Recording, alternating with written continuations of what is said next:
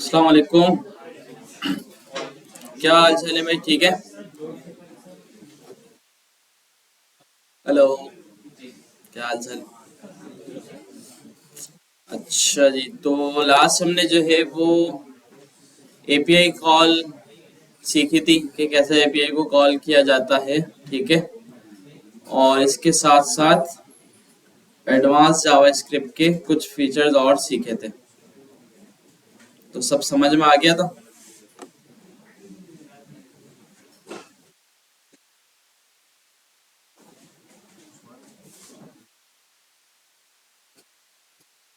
हाँ भाई, समझ में आ गया था सब। चलो, अच्छा हो गया। अच्छा, इसके अलावा मैंने आपको एक टास्क दिया था वेदर ऐप का, वो एक्सप्लोर किया थोड़ा? डेटा वगैरह गेट हुआ उससे? गुड है भाई। टाइम नहीं मिला? टाइम तो निकालना पड़ेगा भाई, वरना मसला हो जाएगा आगे जाके। अच्छा।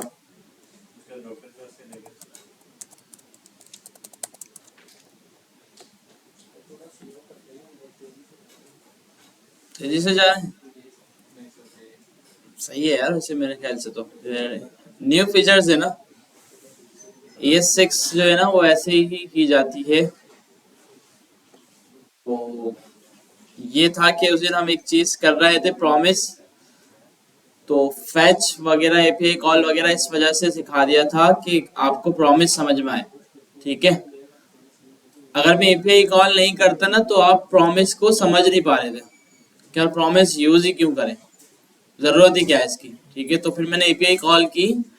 तो फिर आपको समझ में आया कि हाँ भाई, प्रॉमिस इस वजह से यूज किया जा रहा है। क्या एपीआई से जो डेटा फैच कर रहे हैं वो फैच होने में जो टाइम लग रहा है, ठीक है, तो उसका वेट किया जाए और फिर हमें डेटा मिले।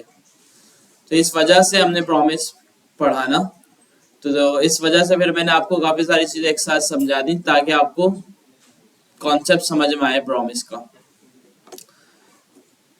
ठीक है भाई, तो आज जो है चीजें थोड़ी और एक्सप्लोर करते हैं, प्रॉमिस को ही थोड़ा और पढ़ते हैं आज। इसके अलावा आपको फैच समझ में आ गया? ठीक है भाई।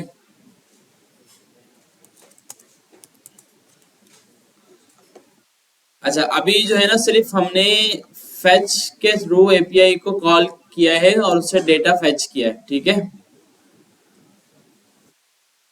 एपीआई से कम्युनिकेट करने के काफी तरीके होते हैं। तरीके क्या मतलब, टाइप अलग अलग होती है। जैसे हो सकता है कि आप एपीआई को रिक्वेस्ट करो कि वो आपको डेटा ला के दे, मतलब डेटा आपको चाहिए, तो इसको बोलते हैं डेटा गेट करना।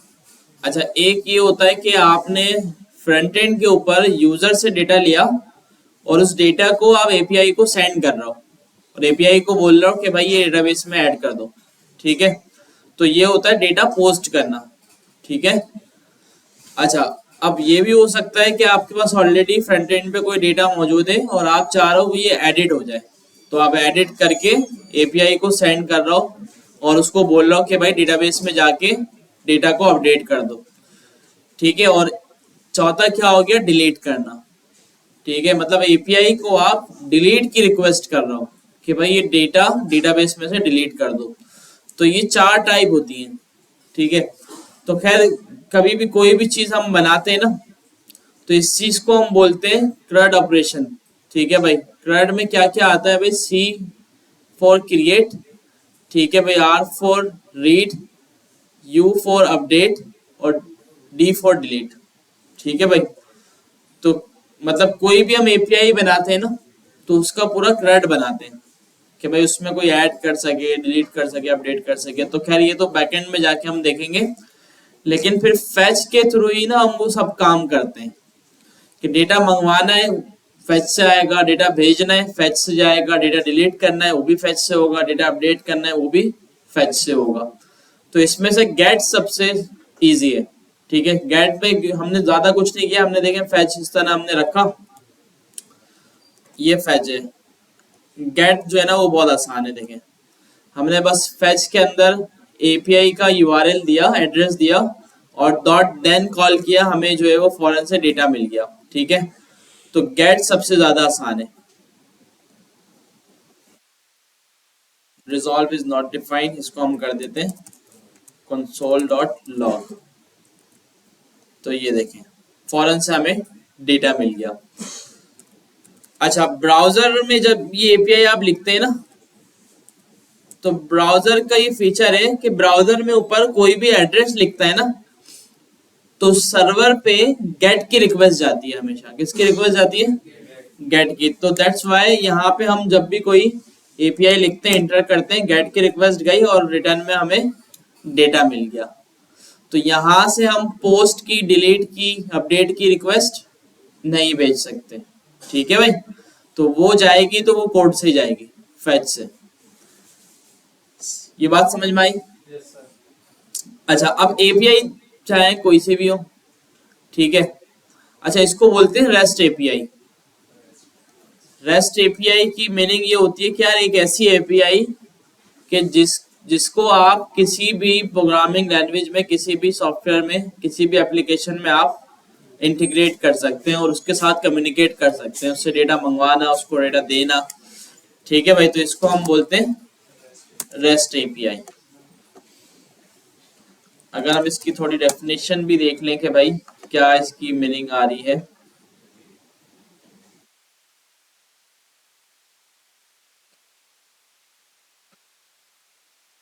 Difference between API and REST API. API allow one application to access the feature of another application, ठीक है, with a set of function and procedures, while on the other hand REST serve the architectural style function for network application on the web. However, its function are restricted only to client server based application।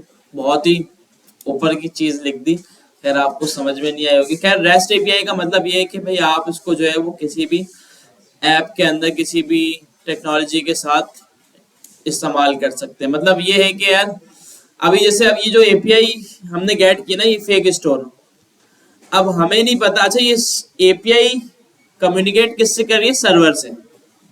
Server में एक application बनी हुई है, ठीक है, जिसको हम बोलते हैं बैकएंड एप्लीकेशन। अब वो एप्लीकेशन किस टेक्नोलॉजी पे बनी हुई है हमें नहीं पता। सही है ना भाई? हो सकता है ये एप्लीकेशन पाइथन पे बनी हुई हो सकता है नोड.जेएस पे बनी हुई, क्योंकि बैकएंड एप्लीकेशन बनाने के लिए काफी सारी हमारे पास लैंग्वेजेस होती हैं। ठीक है, जावास्क्रिप्ट से भी बनता है जो कि हम बनाना सीखेंगे आगे आगे, पाइथन से भी बनता है, पीएचपी से भी बनता है, ठीक है, .NET से भी बनता है। तो अब हमें नहीं पता कि भाई बैकएंड पे कौन सी टेक्नोलॉजी यूज हो रही है। तो बस हमने अपनी जावास्क्रिप्ट के अंदर इस एपीआई को कॉल किया और डेटा हमें मिल गया। तो ये कहलाता है रेस्ट एपीआई। ठीक है। अच्छा, प्रॉमिस हमें समझ में आ गया था, क्योंकि देखें हम जब भी कोई एपीआई कॉल कर रहे हैं तो हमारे पास जो डेटा आ रहा है वो देन के अंदर आ रहा है ना, और मैं चाहता हूँ डेटा मैं देन के बाहर चाहिए मुझे, तो प्रॉमिस के अलावा हमारे पास कोई हल नहीं है। सेट टाइम आउट था लेकिन वो जुगाड़ है, ठीक है, उसमें हम अपनी मर्जी का टाइम नहीं लगा सकते। तो बेस्ट इसका ऑप्शन यही है कि भाई आप एक प्रॉमिस बनाएं। ठीक है, तो आपको मैंने प्रॉमिस बता दिया था कैसे बन रहा था, हमने वेरिएबल में बनाया था। अच्छा, प्रॉमिस किसी फंक्शन के अंदर भी बना सकते हैं आप। ठीक है, बेस्ट यही है कि आप एक फंक्शन बनाएं और उसमें प्रॉमिस रखें। ठीक है, जैसे कि हमारे पास देखिए एक फंक्शन होगा गेट डेटा का, और इस फंक्शन में आप रिटर्न कर रहे होंगे प्रॉमिस। ठीक है, पहले हमने फंक्शन नहीं बनाया था, हमने डायरेक्ट वेरिएबल बना के इसको वेरिएबल में हमने रख दिया था, ऐसा ही। अब हमने बना दिया एक फंक्शन।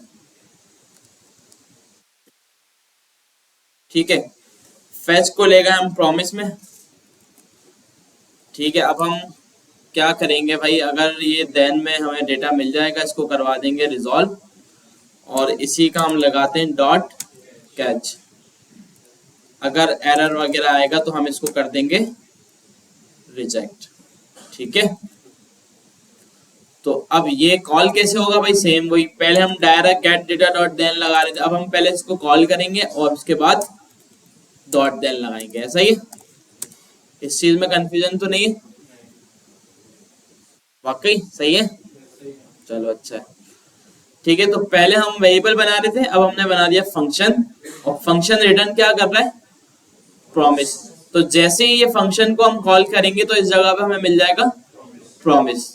ठीक है, वरना आप चाहें तो इसको कंसोल करवा के भी देख सकते हैं कि भाई इसमें आ क्या रहा है। फंक्शन को मैंने कॉल किया तो हमें देखना ये कि रिटर्न क्या कर रहा है ये।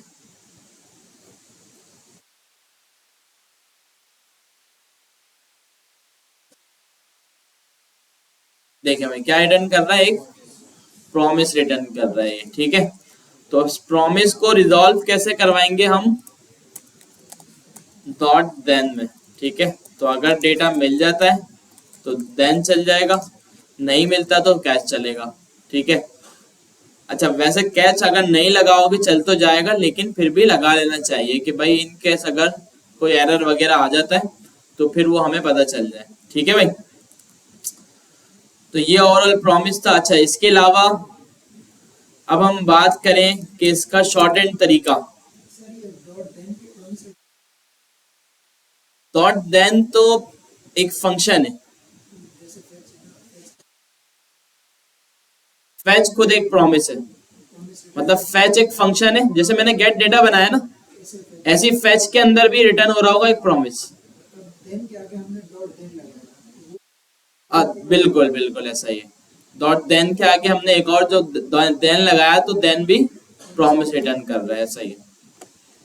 ठीक है भाई, तो अच्छा अब शॉर्ट तरीका बता दूं इसका प्रॉमिस को रिजॉल्व करवाने का ना, कि भाई अब हमें क्या करना है, क्या हमें हमने एक फंक्शन बना के रख दिया ग्लोबली, और अब हम चाहें तो इस फंक्शन से पूरी जावा स्क्रिप्ट में कहीं भी डेटा मंगवा सकते हैं। ठीक है, अच्छा फॉर एग्जाम्पल अब मेरे पास एक फंक्शन है जो मैं data set data to HTML, मतलब एचटीएमएल पे मैं डेटा सेट करवा रहा हूँ इसमें। अब मैं यहाँ क्या करूंगा भाई, document dot gate element by ID करके सारे एलिमेंट गेट कर लिए, और फिर गेट डेटा से मैंने डेटा मंगवाया और उनमें जाके सेट करवा दिया। ठीक है, अब यहाँ पे ना गेट डेटा डॉट देन जो हम लिखते हैं ना, इसका एक शॉर्ट तरीका है। वो तरीका क्या है कि आप जो है ना इस फंक्शन को बता देंगे कि इस फंक्शन के अंदर एसिंक्रोनस कोड लिखने जा रहा हूं मैं ना, इस फंक्शन के अंदर एसिंक्रोनस काम हो रहा है। तो कैसे बताएंगे? फंक्शन शुरू होने से पहले आप एक कीवर्ड लगाएंगे एसिंक। ठीक है भाई, जिससे इस फंक्शन को पता चलेगा कि इस फंक्शन में एसिंक्रोनस काम हो रहा है, और ये फंक्शन भी खुद एसिंक्रोनस बन जाएगा। ठीक है, और यहाँ पे आके अब इसका शॉर्ट एंड तरीका है कि भाई डेटा अगर आपने मंगवाना है तो आप लगा देंगे अवेट, तो ये आपका जो डेटा है वो गेट करके लेके आ जाएगा। ठीक है भाई, अच्छा इसमें ये रिस्पॉन्स लाएगा, फिर हम यहाँ पे क्या करते हैं, एक बनाते हैं एक और कांस्टेंट डेटा का, और इसमें कर देते हैं रिस्पॉन्स डॉट जेसन, और क्योंकि ये भी प्रॉमिस होता है तो यहाँ भी अवेट लगा देते हैं। ठीक है, तो ये इसका शॉर्ट तरीका हो गया। अब हम डेटा को अगर कंसोल करवा के देखें, इस फंक्शन को मैंने कॉल किया, डेटा को कंसोल करवाया, देखते हैं क्या आता है।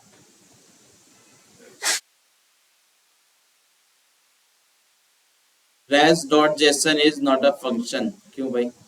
चलिए पहले रिस्पॉन्स को हम कंसोल करवा के देख लेते हैं कि इसमें क्या आ रहा है।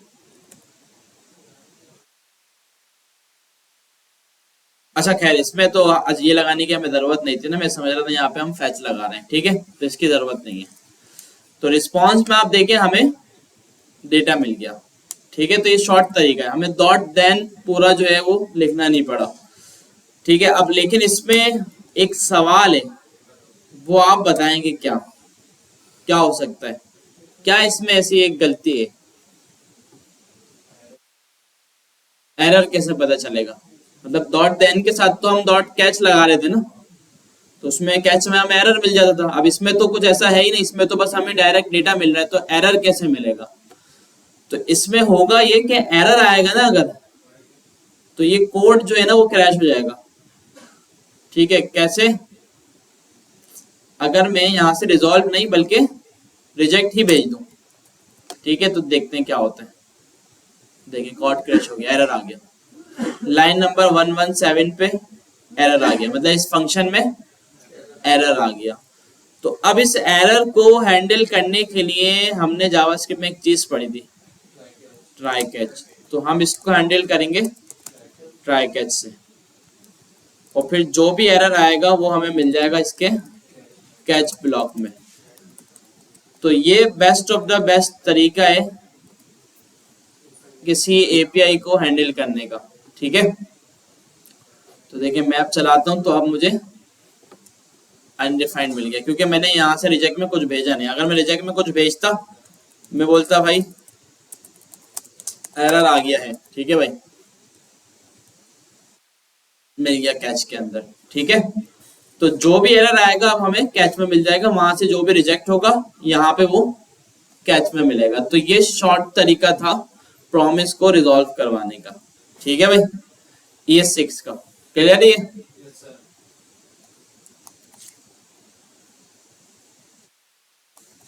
खैर इसके अलावा फेच की जगह हमारे पास एक एक्सियोस लाइब्रेरी भी होती है, लेकिन अब पता नहीं जावास्क्रिप्ट में वो चले ना चले, देख लेते हैं।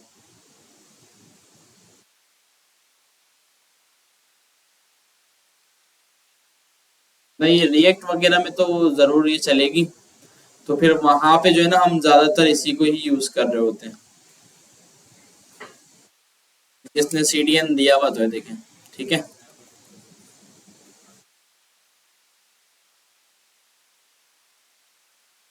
तो या तो ऐसे कर लो या फिर ऐसे, चलो ऐसे करवा लेते हैं हम सीडीएन।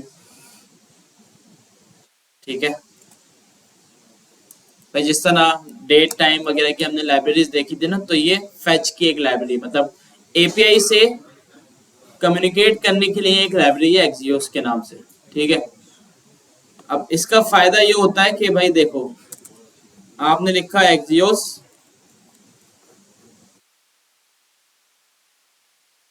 आपने इसको अपनी एपीआई दी, डॉट देन लगाया,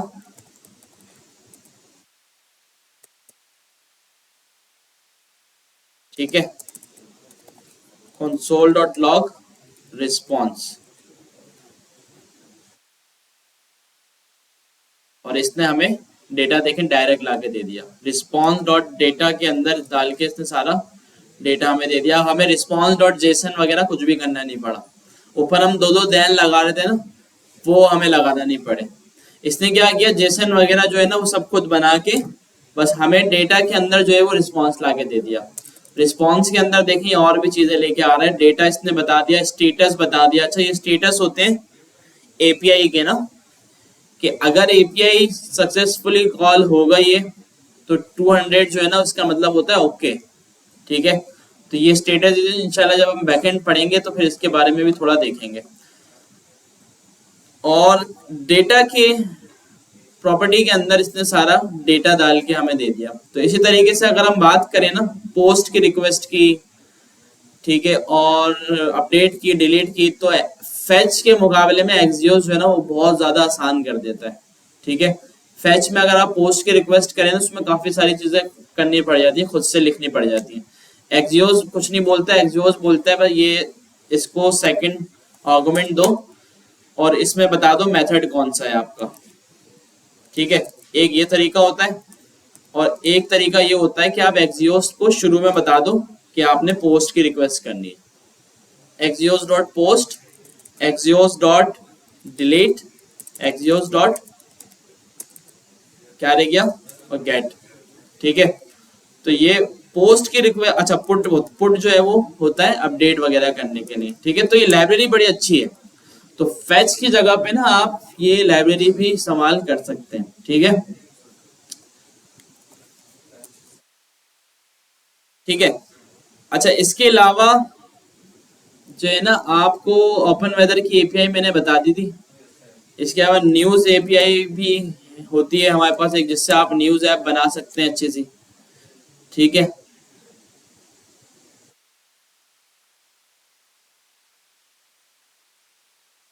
ये वाली देखें, इसकी भी एपीआई की आपको लेनी पड़ेगी। तो फिर ये क्या, ये एपीआई क्या करेगी, आपको इस तरह न्यूज का डेटा लेके देगी आपको लाके, जिसमें टाइटल होगा, डिस्क्रिप्शन होगी और यूआरएल वगैरह होगा जिसमें इमेज वगैरह शो कर दें आप। तो इस तरह न्यूज़ ऐप भी आप अच्छी सी बना सकते हैं इसके थ्रू, सर्चिंग वगैरह उसमें डाल दें। तो ये बहुत ज़रूरी है ना एपीआई की प्रैक्टिस करना, ठीक है, क्योंकि खैर अगर हमें बैकएंड आगे जाके हम बैकएंड की तरफ नहीं बढ़े, बैकएंड हमें अच्छा समझ में नहीं आया, तो as a front end developer ये चीज़ें आना ज़रूरी है, ठीक है, एपीआई इंटीग्रेशन वगैरह ये सब चीज़ें पता होना बहुत ज़रूरी है, ठीक है भाई। तो अब इसके अलावा जो है ना हमारे पास ये 6 में एक चीज़ रह गई, क्लास, ठीक है। अच्छा वैसे तो अब आगे इसका काम नहीं है बिल्कुल भी रिएक्ट वगैरह में, अब क्लास वगैरह जो है ना बिल्कुल हट गई है, फंक्शंस चलते हैं, लेकिन फिर भी एक टॉपिक है तो इसको देख लेते हैं कि क्या है, ठीक है। जिस तरह आपको याद होगा, अच्छा कंस्ट्रक्टर फंक्शन की रिप्लेसमेंट में ये हमें मिला है क्लास, ठीक है। जिस तरह कंस्ट्रक्टर से हम ऑब्जेक्ट्स बनाते हैं ना, तो यहाँ पे क्लास को यूज करके ऑब्जेक्ट बनाते हैं ये 6 में, ठीक है। तो स्टूडेंट मैंने इसका नेम रख दिया और क्लास के कीवर्ड से आप इसको शुरू करेंगे और कर्ली ब्रैकेट्स बनाएंगे तो ये क्लास बन जाएगी, जिस तरह एक फंक्शन बनता है, ठीक है। तो मिलता जुलता है, बस इसमें थोड़ा सा सिंटेक्स का फर्क है, ठीक है। तो इस क्लास के अंदर, अच्छा इस क्लास के ना काफी सारे फायदे हैं, इस वजह से ये आई है यहाँ पे ES6 में, कि ऑब्जेक्ट ओरिएंटेड प्रोग्रामिंग जो होती है वो इसी के थ्रू हम करते हैं जावास्क्रिप्ट में, ठीक है। वैसे अब मैंने आपको बताया कि रिएक्ट, नेक्स्ट.जेएस वगैरह जो भी लेटेस्ट जावास्क्रिप्ट के फ्रेमवर्क्स वगैरह हैं तो उसमें अब इसका इस्तेमाल जो है वो नहीं है, ठीक है। तो अच्छा होगा कैसे, एक मेथड होता है इसके अंदर जिसका नेम होता है कंस्ट्रक्टर, ये बाय डिफॉल्ट होता है, ठीक है, ये बाय डिफॉल्ट मेथड है। अच्छा अगर आपने अपने मेथड्स बनाने, जिस तरह आप कंस्ट्रक्टर के अंदर मेथड्स बनाते थे ना, तो आप इसके नीचे चाहे तो बना सकते हैं। अच्छा पहले प्रॉपर्टी की बात करते हैं कि भाई मैं चाहता हूँ स्टूडेंट का फर्स्ट नेम बन जाए, फर्स्ट नेम, ठीक है, और ये आप इसके पैरामीटर में लेंगे, ठीक है। और मैं चाहता हूँ स्टूडेंट का बन जाए लास्ट नेम, ठीक है, ऐसे ही करते थे ना भाई, और लास्ट नेम भी आप इसके पैरामीटर में लेंगे। अच्छा सेम चीज है, देखें बस थोड़ा सा सिंटेक्स का फर्क है। अच्छा अब मुझे अगर इससे ऑब्जेक्ट बनाना है तो मैं क्या करूंगा, स्टूडेंट, मैं इसको बोलूंगा भाई न्यू स्टूडेंट, और इसमें मैं पास कर दूंगा फर्स्ट नेम और लास्ट नेम, ठीक है। तो देखते हैं कि ये बना के देता है या नहीं, ठीक है। तो देखें हमारे पास एक ऑब्जेक्ट बन के आ गया। तो सेम यही काम कंस्ट्रक्टर में होता था, याद है, ठीक है भाई। तो सेम ये काम इसने करा है, देखने में ये बड़ा मुश्किल लग रहा है लेकिन इसके जो है ना फायदे बहुत थे और हैं भी, लेकिन ये है कि अब इसका इस्तेमाल इतना ज़्यादा नहीं करते जावास्क्रिप्ट में, रिएक्ट वगैरह में जो है वो फंक्शन ज़्यादा चलते हैं, ठीक है। ये चीज़ है। बाकी अगर इसमें आपको कोई मेथड बनाना हो तो जैसे कि गेट फुल नेम, वो ऐसे बनता है, ठीक है। आपने गेट फुल नेम का एक मेथड बनाया और इसमें आप रिटर्न करवा दें, अच्छा दिस करके जो है ना आपको इसकी प्रॉपर्टीज मिल सकती है। मैंने कहा भाई दिस डॉट फर्स्ट नेम, इस तरह करवा देते हैं टेम्पलेट स्ट्रिंग में। मैंने कहा भाई दिस डॉट फर्स्ट नेम और आगे दिस डॉट लास्ट नेम, तो ये एक मेथड बन गया गेट फुल नेम का, जो हर ऑब्जेक्ट के साथ अवेलेबल होगा, ठीक है। और ये इसको एज अ प्रोटोटाइप ही बनाएगा। कंस्ट्रक्टर में तो प्रोटोटाइप हमें बताना पड़ती थी कि भाई ये प्रोटोटाइप है और इसको प्रोटोटाइप में डालना, और ये क्लास जो है ना, क्लास के अंदर हम जितनी भी मेथड बनाएंगे वो खुद से ही उसको प्रोटोटाइप के अंदर डालेगा। ये देखें यहाँ पे नजर नहीं आ रहा बल्कि प्रोटोटाइप के अंदर नजर आ रहा है। कॉल कैसे करेंगे भाई, इसको सेम तरीका पे गेट फुल नेम आपने कॉल किया तो आपको जो है वो यूजर का फुल नेम मिल जाएगा। क्लियर है ये चीज। तो ये इसमें मेथड बनाने का तरीका है, ये इसका कंस्ट्रक्टर है। बाकी इसमें और भी चीजें होती हैं जो कि थोड़ी एडवांस है, जैसे अच्छा ऑब्जेक्ट ओरिएंटेड प्रोग्रामिंग किस किस को पता है वैसे कि क्या है क्या नहीं, नहीं पता, माशाल्लाह से पता है थोड़ी बहुत, और यूनिवर्सिटी वगैरह वाले भी तो बैठे हैं, यूनिवर्सिटी में नहीं पढ़ा कभी भी भाई। सी में भी तो होगी ना। तो खैर देखें, अब वैसे जो है ना अब चीजें हट गई हैं, जावास्क्रिप्ट में आगे यूज नहीं होती, तो इस वजह से हम हमारा पढ़ना बनता तो नहीं है। लेकिन मेरे हिसाब से जो है ना इंटरव्यू वगैरह के लिए ना बंदे को चीजें ये जो है पता होनी चाहिए। क्योंकि आप देखिए क्लास मैंने आपको बताई ना, मैंने क्लास ला तकरीबन जब रिएक्ट पढ़ना शुरू की थी ना, जब यूज की होगी 2018 के बाद मैंने आज तक क्लास यूज नहीं की। ठीक है, तो उस टाइम पे जब रिएक्ट न्यू आई थी तो रिएक्ट में जो है ना सिर्फ क्लास चलती थी, क्लास बेस्ड काम होता था सारा, मतलब जो भी काम करना है आप क्लास में करोगे। ठीक है, मतलब रिएक्ट का फायदा ये होता है कि रीयूजेबल कोड बन जाता है। मतलब जैसे एक हेडर आपने बनाया ना, अब यहाँ पे अगर आप हेडर बना रहे हो तो उस हेडर का कोड हर पेज पे आपको कॉपी पेस्ट करना पड़ेगा। लेकिन रिएक्ट में ये नहीं होता। रिएक्ट में क्या होता है, एक बार आप कोड लिख दो और उसको रीयूज कर लो हर जगह पे। तो वो जो कोड बनता था वो कंपोनेंट्स कहलाते थे, तो वो कंपोनेंट्स बनते थे इस क्लास के थ्रू, क्लास के अलावा कोई ऑप्शन नहीं था। फिर थोड़े टाइम बाद एक दो साल बाद रिएक्ट ने लॉन्च किए फंक्शन कंपोनेंट, क्या आप क्लास नहीं आप बल्कि फंक्शन को यूज करके भी कंपोनेंट बना सकते हैं। ठीक है, तो फिर इसमें डिफरेंस ये होता था, इसमें स्टेट का ऑब्जेक्ट होता था, मतलब एक ऑब्जेक्ट जो आपके कंपोनेंट का डेटा मैनेज करे। फंक्शन में कुछ भी नहीं होता था। तो हुआ ये कि रिएक्ट ने बोला कि अगर आपको स्टैटिक कंपोनेंट बना रहे हैं, मतलब सिर्फ यूआई जिसमें हो, जैसे बटन हो, इनपुट हो, टेक्स्ट एरिया हो, तो आप फंक्शन बनाओ। और अगर आपको ज्यादा डायनामिक कंपोनेंट बनाना है जिसमें फंक्शनैलिटी वगैरह भी आप करोगे तो आप यूज करो क्लास। ठीक है, तो उसके बाद फिर एक टाइम ऐसा आया कि रिएक्ट सारी चीजें जो है वो फंक्शन में ले आई, क्लास को हटा दिया। ठीक है, तो उसके बाद से अब क्लास यूज नहीं होती। लेकिन ये है कि भाई जहाँ कहीं भी आप इंटरव्यू वगैरह देने जाते हैं और कहीं कहीं पे कुछ प्रोजेक्ट्स ऐसे होते हैं आपके जावास्क्रिप्ट के ही जहाँ पे क्लास वगैरह यूज हो रही होती है। ठीक है, टाइप स्क्रिप्ट पे अभी हम थोड़ा देखेंगे आगे, टाइप स्क्रिप्ट भी वगैरह थोड़ा सीख लेंगे, तो उसमें थोड़ी इसकी ज़रूरत पड़ जाती है क्लास वगैरह की, तो वहाँ पे काम आ सकती है। ठीक है, इसके अलावा जो है इसका इतना ज़्यादा जो है वो काम नहीं है।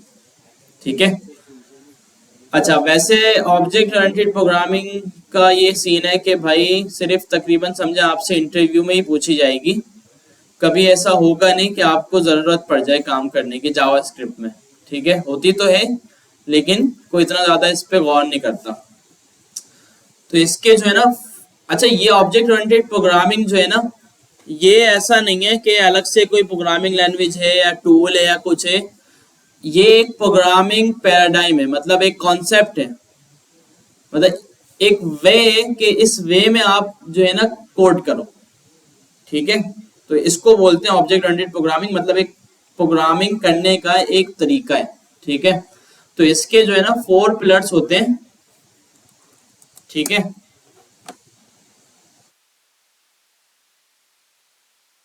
ये वाले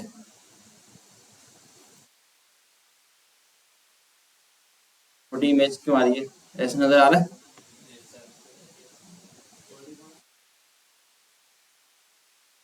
ठीक है, खैर देखिए मुझे भी जब मेरा कभी इंटरव्यू होता है, अब जैसे मेरा कल इंटरव्यू है ना, तो देखो आज मैं आपको पढ़ा रहा हूँ तो कल इंटरव्यू में अच्छा बता दूंगा अगर पूछ लिया तो। और वो ऐसी कंपनी है कि मुझे लगता है कि वहाँ पूछा जाएगा, कंपनी से ही पता चलता है।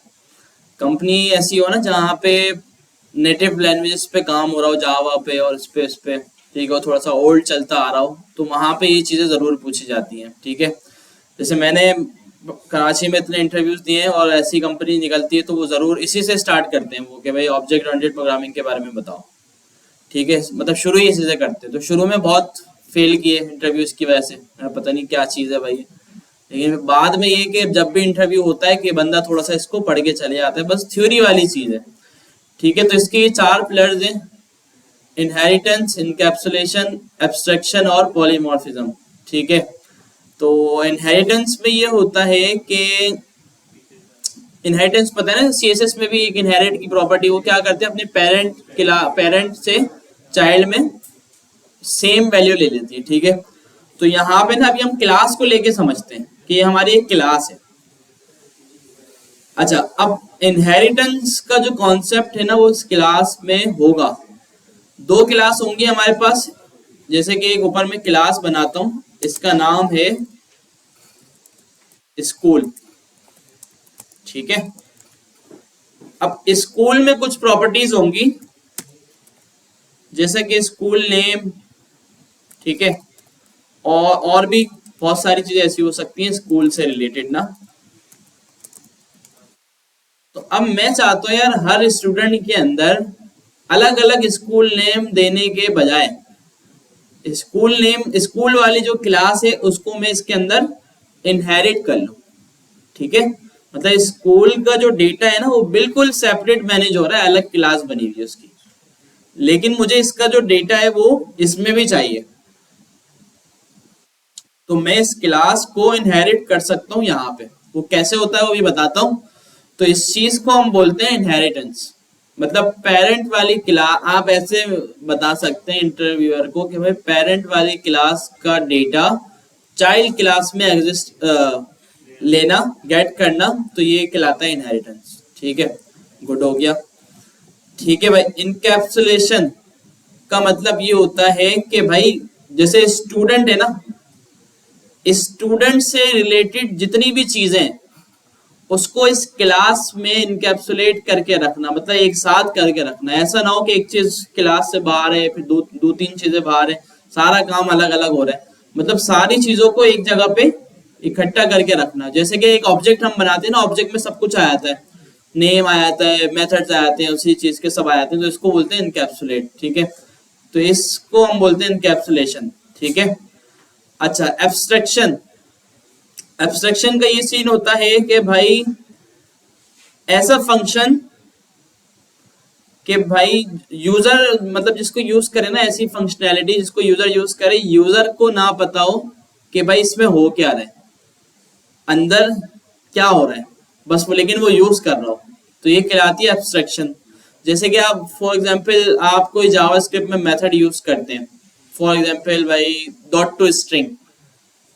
ठीक है। नंबर को स्ट्रिंग बना देते हैं ना, डॉट टू स्ट्रिंग। अब डॉट टू स्ट्रिंग के अंदर क्या हो रहा है, पीछे वो कर क्या रहा है, आपको नहीं पता। तो इसका मतलब है वो एब्स्ट्रैक्शन यूज कर रहा है, मतलब उसने जो मेन लॉजिक है वो यूजर से हाइड की हुई है।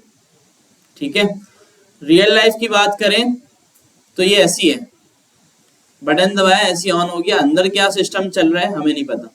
प्रोजेक्टर है, बटन दबाया ऑन हो गया, अंदर चल क्या रहा है ये हमें नहीं पता, ये कहलाती है एब्स्ट्रैक्शन। ठीक है।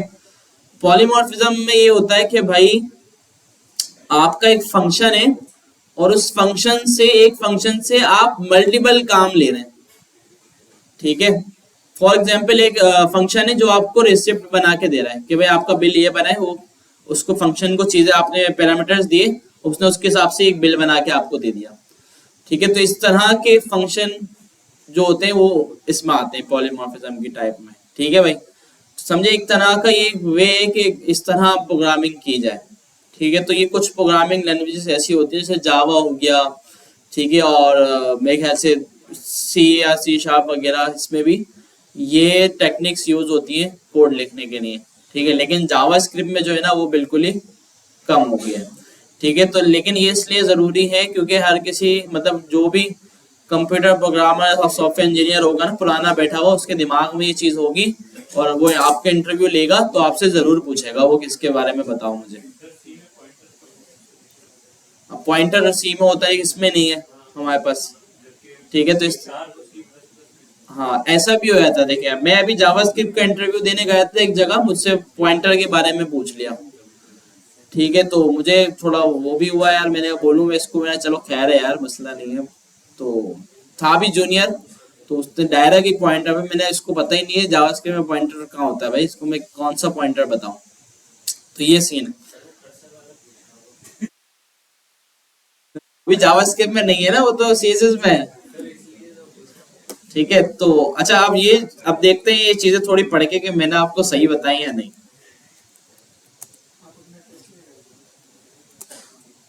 ठीक है भाई।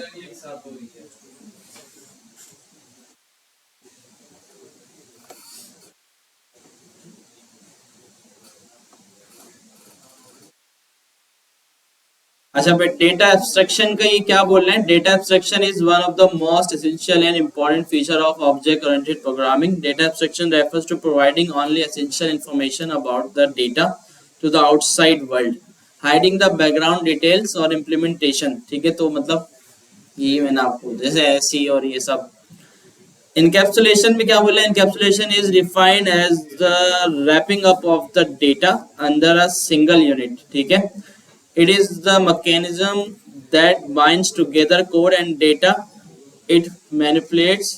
In encapsulation, the variable or data of a class are hidden from any other class, can be accessed only through any member function of their class. ठीक है भाई, in which they are declared as encapsulation. The data in a class is hidden from other classes. ठीक है, तो मतलब जितना भी data है, जैसे स्टूडेंट की क्लास मैंने बनाई, देखें यहाँ पे ये आपको समझाएंगे भी ना, तो क्लास के एग्जाम्पल देके समझाएंगे.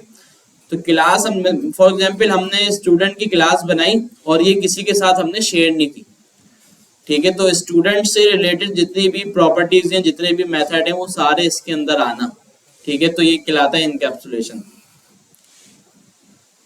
क्या भाई? अच्छा, इसमें कुछ लोग हैं जो 5-6 में भी पहुंच जाते हैं. 5 हैं भाई पिलर्स, कोई बोलता है 6 हैं. ठीक है, अब जैसे 5 और 6 पता नहीं 7, इसने तो वो ज्यादा ही बनाया है, लेकिन मेन जो थे ना वो 4 थे. इनहेरिटेंस में ये क्या बोल रहे हैं भाई? Inheritance is an important pillar of object oriented programming. The capability of a class of derived properties and characteristics from another class is called inheritance. When we इतनी मुश्किल चीजें बता दी, आसान लफ्जों में बता दो भाई. When we write a class, we inherit properties from other class. ठीक है, मतलब कुछ प्रॉपर्टीज हमें अगर नीड होती है, जैसे मैंने अभी एग्जांपल दिया आपको स्कूल की, कि भाई स्कूल का नेम मुझे स्टूडेंट के अंदर चाहिए, तो स्कूल की प्रॉपर्टी स्टूडेंट में इनहेरिट करना. ठीक है, तो ये कहलाता है इनहेरिटेंस. पॉलीमॉर्फिज्म में ये क्या बोल रहे हैं? The word polymorphism means having many forms. In simple words we can define polymorphism as the ability to of a message to display in more than one form. For example, a person at the same time can have different characteristics, like a man at the same time is a father, a husband and employee. क्या example दे रहे हैं भाई? ठीक है, तो मतलब एक ही बंदा, एक ही फंक्शन, एक ही है, और उससे काम आप मल्टीपल ले रहे हो, 3 ले रहे हो. तो जिससे इसने एग्जाम्पल बड़े अच्छे दिए हमारी. ठीक है, तो खैर, तो ये सीन था. बाकी ये 4 इंपॉर्टेंट चीजें थी. खैर, इस वजह से बता दी कि भाई जावास्क्रिप्ट आपको आ गई है, तो ये है कि आप अप्लाई कर सकते हैं कहीं ना कहीं और इंटरव्यूज देना शुरू कर सकते हैं. ठीक है, चाहे फेल हो, लेकिन जरूरी है. ठीक है, ताकि कोर्स एंड तक एक अच्छी जॉब आपकी हो जाए. अभी से कोशिश करेंगे तो होगा. ठीक है, ये सीन है. बाकी इसके अलावा डीएसए वगैरह के बारे में भी थोड़ा सा हम देखेंगे, वो भी पूछ लिए जाते हैं भाई. ठीक है, इंटरव्यू में अगर आप बैठे में हो. ठीक है, लेकिन देखें ये चीजें अच्छी अच्छी ऑर्गेनाइजेशन होगी ना, और वहां पे आप जावास्क्रिप्ट का इंटरव्यू देने जाते हैं, तो वहां पे ये चीजें मैटर नहीं करेंगी. अगर आप जावास्क्रिप्ट में अच्छे होंगे, जावास्क्रिप्ट के सारे सवाल आपने अच्छे दे दिए होंगे, तो और ये आपने नहीं बताया होगा, तो ये मैटर नहीं करता. ठीक है, वो आपको फिर भी हायर कर लेंगे अगर जावास्क्रिप्ट पे फ्रंट एंड वगैरह पे आपने काम करना होगा. ठीक है, तो ये चीज है. हाँ, इंटरव्यू की देखें, मैं तो शुरू से अब तक करवाता हुआ आ रहा हूँ. ये इंटरव्यू की प्रैक्टिस ही तो है. ठीक है, हाँ बिल्कुल. देखिए, मैंने जब जब इंटरव्यू दिया, मैं आप शेयर जरूर करता हूँ सबके साथ भाई कि इस तरह से इंटरव्यू हुआ है मेरा.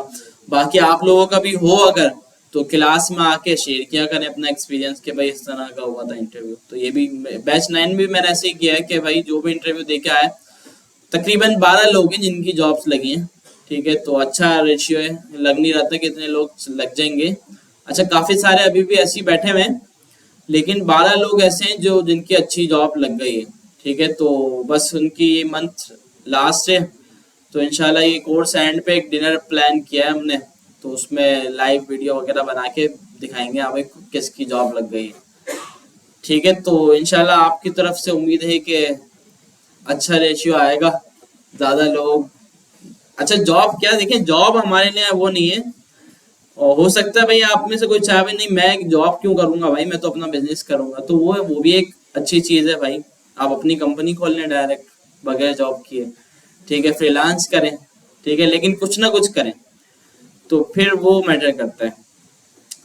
ठीक है, तो ये न्यूज एपीआई का मैं बता रहा था, ये भी एक्सप्लोर करना है। पीडब्ल्यूए के साथ ही एक अच्छी न्यूज ऐप जो है वो आप बना सकते हैं। अच्छा जी, इसके अलावा क्लास, अच्छा हाँ क्लास पे हम थे, क्लास का इनहेरिटेंस बता दूं या खैर बता दूं? ठीक है, तो स्टूडेंट के आगे हम लगाते हैं एक्सटेंड्स का एक कीवर्ड, और इसमें हम लगा देते हैं जिस क्लास को इनहेरिट करना है। ठीक है, एक्सटेंड्स स्कूल, मतलब स्कूल वाली चीजें स्टूडेंट के अंदर भी मिल जाए। ठीक है, और फिर स्टूडेंट के अंदर एक होता है यहाँ पे, इसका नेम होता है सुपर का मेथड। ठीक है, तो ये भी बाय डिफॉल्ट होता है कंस्ट्रक्टर के अंदर। ठीक है, अब हम क्या करते हैं कि अब जितनी भी चीजें हैं यहाँ पे फर्स्ट नेम लास्ट नेम वो यहाँ पे आ जाएंगी, और इसके साथ साथ ऊपर जो स्कूल नेम था वो भी हमें यहाँ पे मिलेगा। ठीक है, इसके अंदर खैर अभी तो हमने यहाँ पे इसको कुछ बनाया नहीं है। अब इससे जो हम चीज गेट कर रहे हैं ना वो भी डायनामिक है। अगर कोई स्टैटिक चीज होती है, अब जैसे स्कूल नेम अगर मैं यहाँ पे इस तरह लिख दूं, मैं बोल दूं भाई SMIT, तो यहाँ पे अब हमें स्कूल नेम में SMIT मिल जाएगा। अच्छा मैंने लिख तो दिया है क्योंकि बहुत ओल्ड हो गया, मुझे लग रहा है कि सिंटेक्स में कुछ गड़बड़ है। चलो लगा के चला के देखते हैं, फिर अगर कुछ इशू हुआ तो फिर देख लेंगे। ठीक है भाई, एक स्टूडेंट का ऑब्जेक्ट बनाते हैं, स्टूडेंट डेटा न्यू स्टूडेंट, और इसमें हमें पास करना है गौस और अहमद। ठीक है, स्कूल नेम हमने पास नहीं किया क्योंकि वो इनहेरिट हो रहे हैं ऊपर से।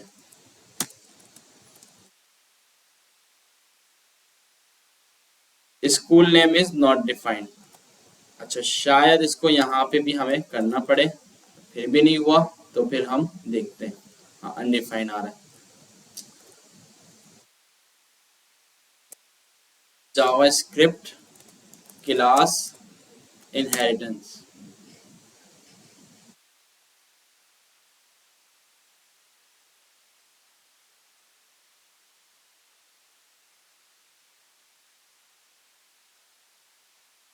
अच्छा भाई, इसमें यहाँ पे इस डिफाइन नहीं करना, सिर्फ सुपर में रख देना है आपने, जो भी चीज आपको ऊपर से चाहिए ना ऊपर वाली क्लास से, तो वो आपने रख दिया सिर्फ इसके अंदर। स्कूल नेम, हाँ ये भी नहीं आएगा इसमें, और यहाँ पे भी इसकी नीड नहीं है। ठीक है, लेकिन स्कूल नेम आपने यहाँ पास करना होगा।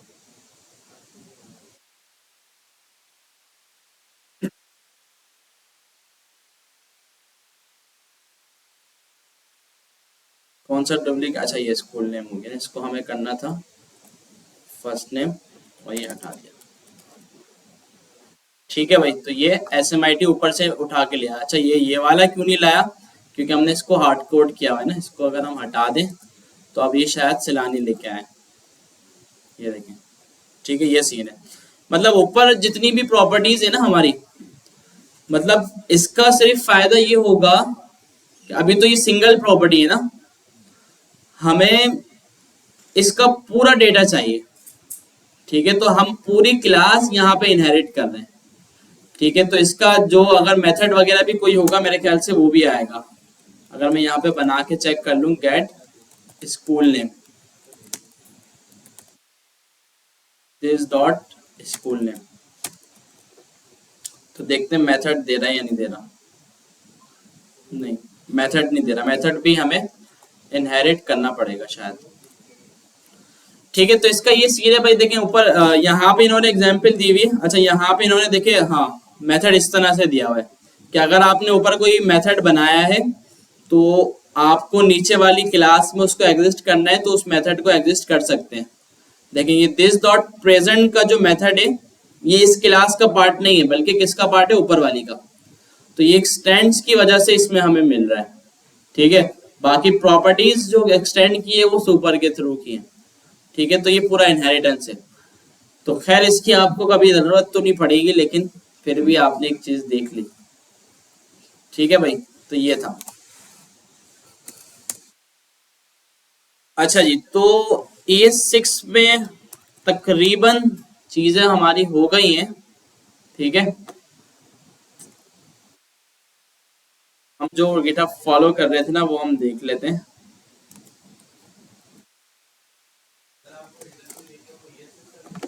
छोड़ दो इंटरव्यू को। इंटरव्यू तो लेंगे ना भाई। ये आप भूल जाते सर आपको। ठीक है भाई। अच्छा, ये एरो फंक्शंस भी देख लिए, क्लासेस भी देख लिए, एनहांस ऑब्जेक्ट भी देख लिया, ठीक है। जो ऑब्जेक्ट में शॉर्ट तरीका था प्रॉपर्टी बनाने वगैरह का ना। Template string, destructuring, default, rest, spread देख लिया। लेट प्लस कॉन पे देख लिया। आइटरेटर मैंने आपको बता दिया था क्या होता है, जनरेटर भी। अच्छा, यूनिकोड का क्या सीन है कि भाई ये इस तरह के जो हमारे पास कैरेक्टर्स होते हैं, इसकी भी सपोर्ट आई है इसके अंदर ना। जैसे कोड लिख के कुछ आइकन वगैरह नहीं बन जाता, जैसे उसमें भी था HTML के एंड में ना। तो ये चीज है। बाकी इसके अलावा मॉड्यूल्स हमें हम देख सकते हैं। अभी भी मॉड्यूल्स में ये सीन होता है कि आपकी दो जावास्क्रिप्ट की फाइलें, एक फाइल में आपने फंक्शन बनाया, उसको दूसरी फाइल में गेट कर लो आप। मतलब बना हुआ वो दूसरी फाइल में, लेकिन उसको यूज आप दूसरी जावास्क्रिप्ट की फाइल में भी करो। तो इसको बोलते हैं मॉड्यूल बेस्ड जावास्क्रिप्ट, ठीक है। तो इसमें ये होता है कि इंपोर्ट एक्सपोर्ट वगैरह का सीन होता है कि एक फाइल से आपने उसको कर दिया एक्सपोर्ट, और दूसरी फाइल में आपने कर दिया उसको इंपोर्ट। तो ये वाली चीज जो है ना, अच्छा आगे जो जो भी हम लाइब्रेरी या फ्रेमवर्क वगैरह जो पढ़ेंगे, वो सारा इसी पे ही चलेगा, इंपोर्ट एक्सपोर्ट मॉड्यूल पे ना, ठीक है। अभी हम फायरबेस वगैरह पढ़ेंगे ना थोड़ा, तो फायरबेस भी इसी पे चलेगा, ठीक है। इजी है वैसे, इतना मुश्किल नहीं है ये। अगर आपको करके दिखाऊं ना थोड़ा मैं, सिंपल करना। एक हमारे पास app.js की फाइल है, और एक फाइल में बना देता हूँ main.js, ठीक है। अच्छा, यहाँ पे आप क्या करें, फिलहाल मैं एक्सियोस को हटा रहा हूँ, या कमेंट ही कर देते हैं ना। और इसकी टाइप आप कर दें मॉड्यूल, ठीक है। इसकी टाइप आप कर दें मॉड्यूल।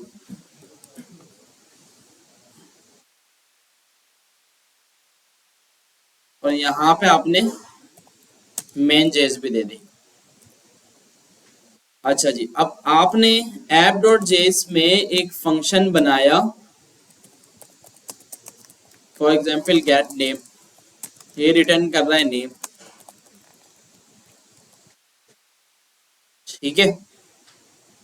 अच्छा, अब यहाँ पे इस चीज की सपोर्ट हो या ना हो, लेकिन हम फिर भी ट्राई करके देख लेते हैं। एक्सपोर्ट गेट नेम, ठीक है। यहां से मैंने, अच्छा एक्सपोर्ट क्या करेगा, आपकी app.js की फाइल से इस ऑब्जेक्ट को एक्सपोर्ट करेगा, और इस ऑब्जेक्ट में हमने ये फंक्शन डाल दिया, ठीक है। तो एक होता है, चले पहले डिफॉल्ट वाला देख लेते हैं, ऑफ डिफॉल्ट गेट नेम। तो ये क्या करेगा, app.js की फाइल से गेट नेम के फंक्शन को एक्सपोर्ट कर देगा, ठीक है। अच्छा, main.js में अब हम करेंगे import gate name from app, ठीक है, अपनी app.js की फाइल से। और यहां पे हम इसको कर देंगे कॉल, ठीक है। या पहले हम इसको कंसोल करवा के देखते हैं कि क्या हो रहा है, मिल रहा है या नहीं मिल रहा, ठीक है। तो चला के देखते हैं। वैसे चलेगा नहीं यहाँ पे हमें, क्योंकि इसको चलाना पड़ेगा सर्वर पे। मॉड्यूल बेस्ड जावास्क्रिप्ट लोकल नहीं चलती, इसको आपने चलाना है सर्वर पे। सिर्फ चेक किया है, अभी कॉल कर देते हैं अभी कि मिल रहा है नहीं मिल रहा, ठीक है भाई। यहाँ पे ये बोल रहा है कि भाई इंपोर्ट, मेरे ख्याल से यहाँ पे ना इसकी सपोर्ट नहीं है इंपोर्ट की। तो एक काम हम करते हैं, यहाँ पे दूसरा हमारे पास क्या होता है, ओल्ड वर्जन। मतलब ये इंपोर्ट जो है ये 6 का फीचर है, इंपोर्ट एक्सपोर्ट। ओल्ड क्या था, मॉड्यूल डॉट एक्सपोर्ट्स,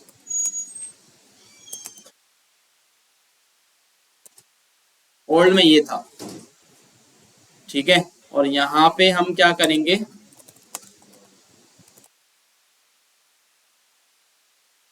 रिक्वायर।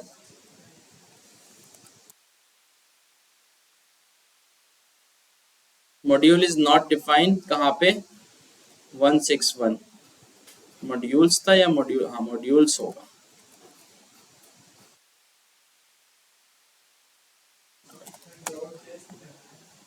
क्या नहीं लगा,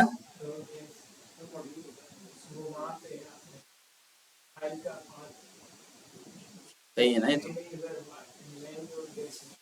अच्छा यहाँ पे इसका मसला कोई है। अच्छा अगर हम पुराने वाले पे ले जाएं, अगर डॉट जेएस का मसला था तो फिर चल रहा था, हाँ तो फिर डॉट जेएस लगाना होगा। चल गया भाई, ठीक है।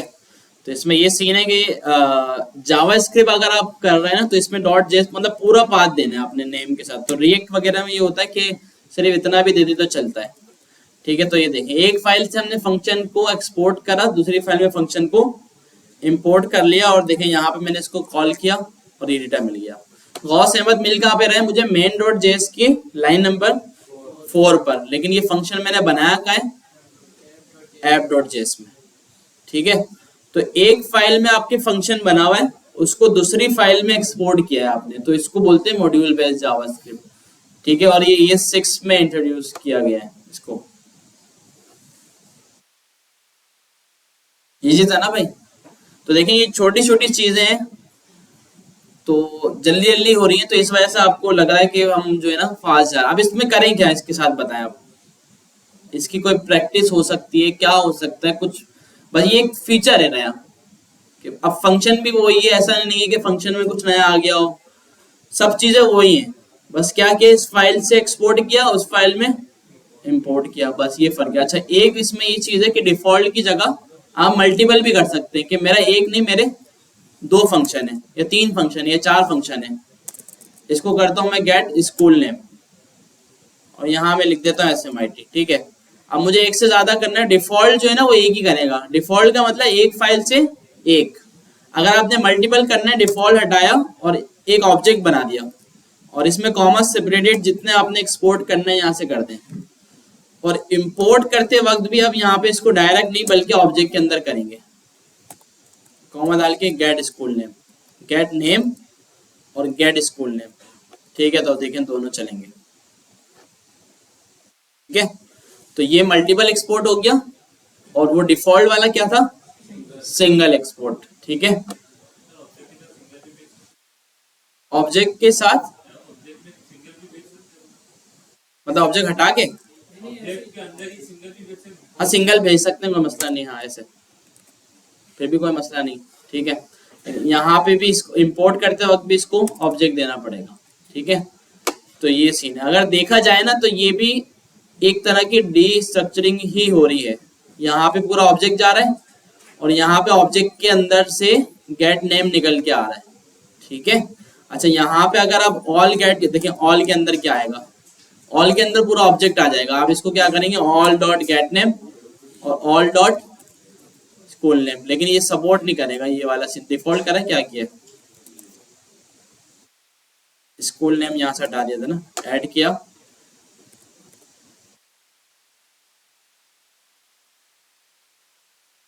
लेकिन ये वाली चीज जो है ना वो सपोर्ट नहीं कर रहा, वो बोला भाई वैसे ही करूंगा मैं, ठीक है। तो खैर इसको वैसे ही कर देते हैं, ठीक है भाई। तो ये था सीन। अच्छा अब चाहें तो आप, अच्छा इसमें और चीजें भी हैं कि 2 चीजें 3 चीजें हमने ये देख ली। एक ये भी है कि भाई गेट स्कूल नेम मैं चाहता हूँ इस नाम से नहीं बल्कि किसी और नाम से इसको इंपोर्ट करूँ मैं, ठीक है। तो यहाँ पे हमारे पास होता है एज का एक कीवर्ड। अब ये भी आगे होता तो आगे, लेकिन चला के देखते हैं सपोर्ट अगर कर ले, गेट स्कूल, हाँ कर लेगा, ठीक है। तो अब मैं इसको गेट स्कूल नेम नहीं बल्कि इसका नेम मैंने रख दिया गेट स्कूल, तो देखिए ये भी चल रहा है। फॉर एग्जाम्पल आपने वहां से एक फंक्शन एक्सपोर्ट किया जिसका नाम था गेट डेटा। अब इस फाइल में भी आपके पास एक फंक्शन बना हुआ है जिसका नाम है गेट डेटा।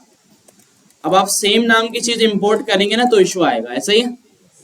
तो इस वजह से इसको हम क्या कर सकते हैं, इसको नेम दूसरा दे सकते हैं कि भाई मुझे school name gate school name चाहिए एज गेट स्कूल। ठीक है, तो ये अच्छी चीज थी, अभी से समझ ली तो रिएक्ट में जो है ना ये बहुत काम आनी है। ठीक है भाई, तो अब जो है ना मेरे ख्याल से लैब में चलते हैं और फिर थोड़ी सी प्रैक्टिस करते हैं, वरना मैं सब कुछ आज खत्म कर डालूंगा। सही है भाई, तो लैब खाली है ना? हाँ, तो लैब में चलते हैं और जो चीज़ आपको बनाने के लिए दी हुई है वो बनाएं, फिर जो कुछ इशू आता है तो वो पूछें।